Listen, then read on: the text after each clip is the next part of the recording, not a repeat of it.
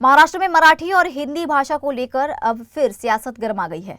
शिवसेना उद्धव ठाकरे दल के नेता और राज्यसभा सांसद संजय राउत ने मुख्यमंत्री देवेंद्र फडणवीस पर जमकर हमला बोला है।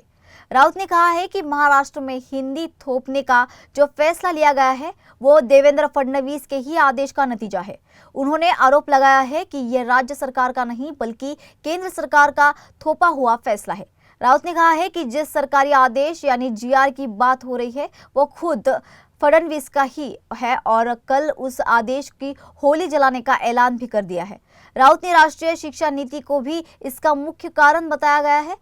कहा है कि यह नरेंद्र मोदी और अमित शाह की ओर से पूरे देश पर थोपी गई नीति है। राउत ने आगे ये भी कहा है कि उस समय जो कमेटी गठित की गई थी वह महज एक विचार के स्तर पर थी और उसे रघुनाथ मास्टर के निरीक्षण में रखा गया था।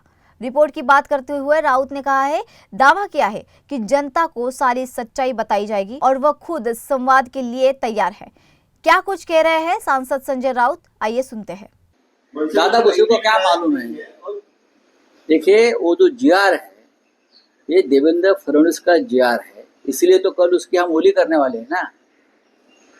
ये लोग पगला गए, दादा भुसे हो, राज्य के मुख्यमंत्री हो, डिप्टी सीएम हो, ये केंद्र ने थोपा हुआ निर्णय, ये राज्य सरकार का निर्णय नहीं है।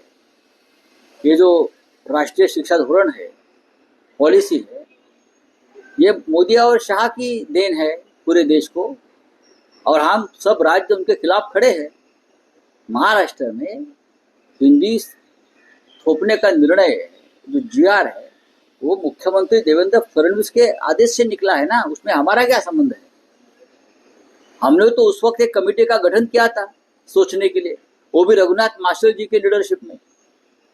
वो आया है रिपोर्ट, वो कहाँ पड़ा होगा, वो रिपोर्ट आप पढ़ लीजिए जनता के सामने, हम भी आ जाएंगे सुनने के लिए आपकी बात।